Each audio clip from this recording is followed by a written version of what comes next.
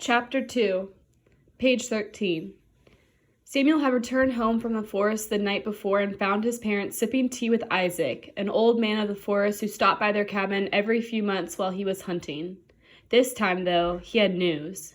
He carried information about a fight in Lexington, Concord, Massachusetts, where militia had fired on and defeated British soldiers. The battle had happened months before, all the way back in April of 1775. Isaac seemed to be made entirely of scraps of old leather and rags. He was bald and wore a ratty cap with patches of fur that had been worn away. He was tall and thin and for many years had lived in a cabin some 20 miles to the east. He was so much a part of the forest that even his brief visits with Samuel's family caused him discomfort.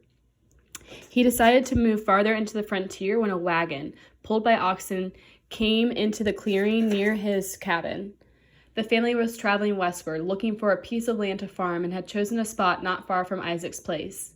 The family was, Isaac said, a crowd, and I knew it was time to move on, seeing as how I don't do particular good with crowds of people. As he was taking his leave from the small shack where he had lived, the family had given him the scrap of paper, soft with wear from all the hands it had passed through, so he could share the news with fellow travelers he met on his journey. They told him of other events they had heard of along the way. He tried to remember the details, but admitted that he wasn't much for conversation. Since there was so much noise from the sprats, as it seemed a dozen of them, my thinker fuzzed up like bad powder, and my recollector might not be all it could be, but I think they said there was another fight at a place called Bunker Hill, and the Patriot militia got whipped there and sent running when they saw the bayonets on the British soldiers' muskets. He sat quietly sipping the evergreen tea he always carried, a brew made from pine and spruce needles. He swore it cured colds, and he said he preferred it over Ferner tea from outside, but thank you, missus. The paper he handed to Samuel's father, Olin, was a single sheet that had been folded and unfolded so many times it was near to falling apart. It had been printed on a crude press with wooden block letters and was smudged and hard to read. But there was a brief description of the fight at Lexington and Concord and a drawing of figures firing muskets at some other figures that were falling to the ground. As Samuel studied the paper in his father's hand, he thought, everything in my world just got bigger. Two other families, the Clarks and the Overtons, pulled up in wagons. Isaac had spoken to them on his way to Samuel's place, and they wanted to hear what Olin had to say about Isaac's news. Samuel looked around the small cabin on the edge of the woods that was suddenly filled with people all talking over each other about the meaning of the battles. It seemed that the strong and sturdy log walls no longer protected his family.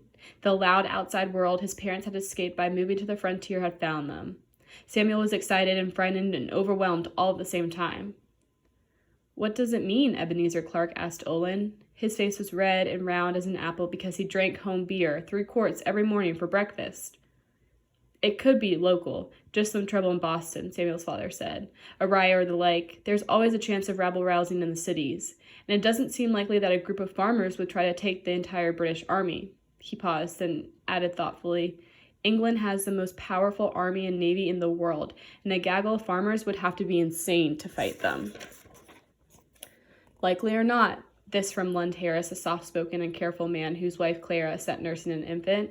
"If it happens, we have to think what it means for us out here on the edge." Nobody spoke. Samuel could hear the crackle of the fire in the fireplace. In the homey, safe cabin, the craziness of the information from the east seemed impossible.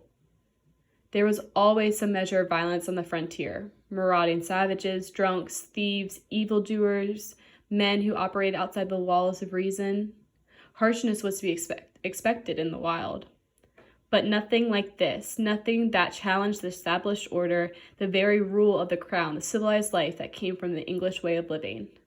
The very idea of fighting the British was too big to understand, too huge to even contemplate. These settlers had always been loyal to the rules of the land, obedient to the laws of the country that ruled them. Ben Overton stood. He was a tall, thin man whose sleeves never seemed to come to his wrist. He said, "Well, I think we should do nothing but wait and see how the wind blows."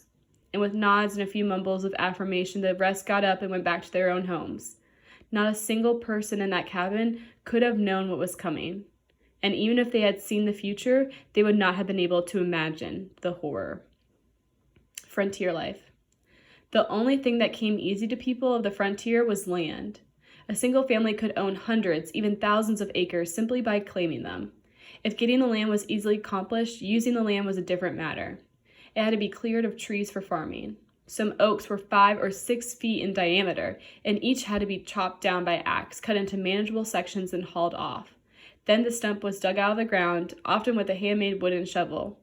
One stump might take a week or two of hard work, and a piece of land could have tens of dozens of trees. If a family was lucky, they might find a clearing left by beavers, which log off an area and dam a creek to make a lake, rotting out all the stumps. When the trees and the food are gone, the beavers leave, the dam breaks down, the water drains off, and there is a handy clearing left where the lake was.